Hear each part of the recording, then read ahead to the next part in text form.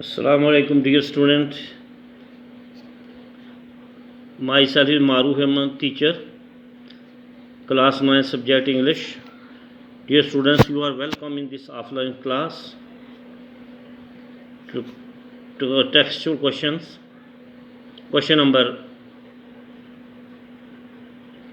3 or 4. Language learning about the literacy devices. In line 4, the poet says that she floats like a laugh from the lips of a dream, and in line 10, she writes, she falls like a tear from the eyes of a bride. Do you think that the poet has deliberately used the device of a contrast? Why she does so? अब ये है कि आपने देखना है कि चौथी line जो 10वीं में एक क्या है कि उसने इसका कंट्रास्ट दिया हुआ है कि tear from the eyes of a bride, उसके आँखों से आंसू बह रहे हैं। किस वजह से, ये इसके बारे में आपको देखना है कि क्यों वो आंसू क्यों आ रहे हैं और दूसरी तरफ उसको खुशी क्यों है। इस कंट्रास्ट वाई इसमें के बारे में यह है कि एक तरफ तो उसको जॉयफुल लाइफ और रोमांटिक लाइफ की खुशी है, दूसरी तरफ उसको दुख भी है कि वो अपने पेरेंट्स से, बहन भाइयों से जुदा हो रही है। तो इसका ये कंट्रास्ट है, इस एक साइड खुशी, दूसरी तरफ उसको गम है, पेन है। रोमांटिक लाइफ, अपने जॉयफुल लाइफ अपने हस्बैंड के साथ गुजारने के लिए उसको खुशी मिलती है, दूसरी तरफ पेन है सेपरेशन का। तो आगे सिमिलीज़ हैं, कुछ सिमिली होती है तशबीहात, यानी हम किसी चीज़ को किसी दूसरी चीज़ के साथ तशबीह देते हैं। तो ये जैसे ये लाइक फ्लावर, इस तरीके से इसको सिमिलीज़ कहते हैं। तो ये सिमिलीज़ क्या हैं? क्वेश्चन नंबर इसी के साथ जुड़ा हुआ है अगला कि देखो, similes in it is a figure of a speech use to compare quality of two object. ये जो है ये फिगर है, दो चीज़ों को कंपेयर करते हैं, क्वालिटी दो चीज़ों की। I think using words such as like और for example the poet compares the bride to a flower, a फूल के साथ उसको कंपेयर करता है, उसके साथ उसकी तशबीह देता है, कंपेयर करता था। She hangs like a star in the dew of the sun. इसी तरीके से the poem is full of the similes, ये पोएम जो पूरी सिमिलीज़ से है। Pick up all the similes used by the poet and the poem, तमाम similes आपको बतानी हैं जो पोएम में हैं। तो देख लो आप पोएम में पीछे सिमिलीज़ उठानी है आपको। देखो, the wave she waves like a flower in the She waves like a flower in the wind of our song. She skims like a bird on the foam of a stream. She floats like a love from the lips of a dream. We hear her along like a pearl on a string. She hangs like a star in the dew of our song. ये जो सिमिलीज़ हैं देख लो, इसमें सारी जितनी भी हैं सिमिलीज़ आ रही हैं, वो चुननी है आपको सिमिलीज़। इसमें सर्कुलर में कुछ नहीं है, जो इसके साथ तशबीहात हैं उनको देखना है। क्वेश्चन नंबर थर्ड है refrain poets often use the devices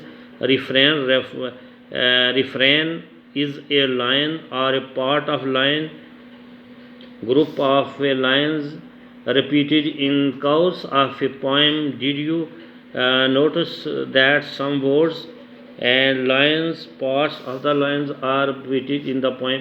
जो पोएम में बार बार रिपीट की गई हैं। रिफ्रेन जो है ये डिवाइस है, रिफ्रेन एक लाइन है, पार्ट ऑफ ग्रुप है, जो रिपीट होती हैं पोएम में, उनको आपने देखना है कि refrain. Pick out the words line in repeated, what effect such a repetition create in the poem, जो poem में create होती हैं।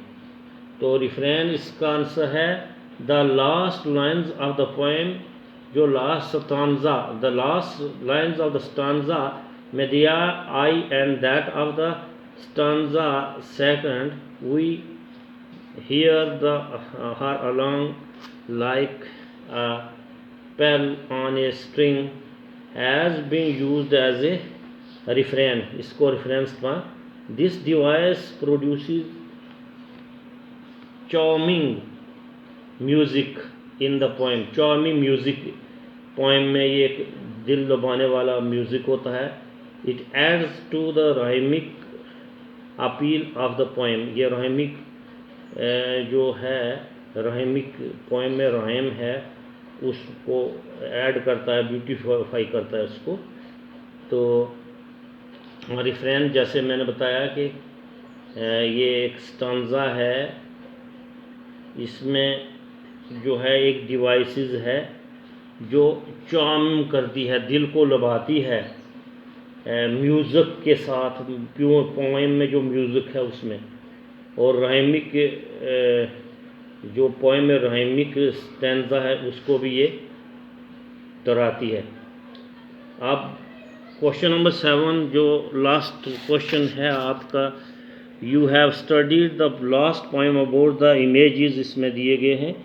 Read the poem and complete the following table को कंप्लीट करना है. Match the line from the poem with the related images conveyed by the, जो related images हैं इनके साथ उनको करना है. Image conveyed line from the poem, जो लाइन पोएम में से है इसको.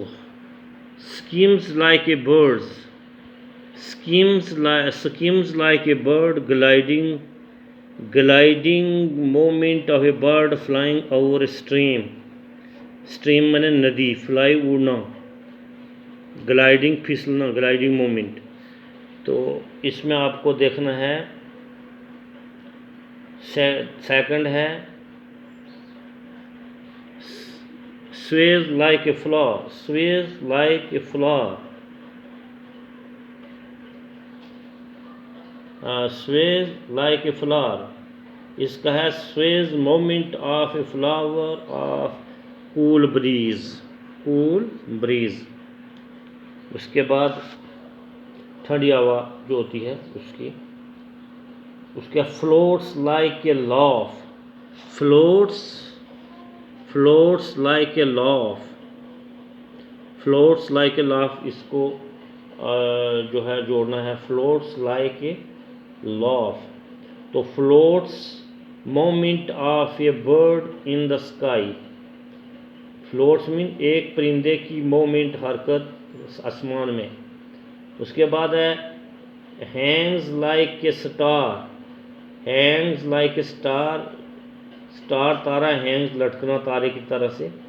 Twinkle of a solitary star in the sky, आसमान में एक तारे का जगमगाना, ट्विंकल करना. उसके बाद है स्प्रिंग्स लाइक ए बीम, एक किरण की तरह स्प्रिंग. तो इसका है springing beam of a light on a tide, एक मदोजज़ जो होता है उसके लाइट पे एक बीम किरण. उसके बाद है falls like a tear, falls like a tear जैसे आंसू गिरते हैं. Falling tears on the face of a bride, के दुल्हन के चेहरे पे जो आंसू बह रहे होते हैं. क्यों बहते हैं? कि उसको एक जुदाई होती है, सेपरेशन होती है अपने पेरेंट्स से, अपने बहन भाइयों से, और दूसरी तरफ जो है उसको खुशी भी होती है हस्बैंड के घर जाने की.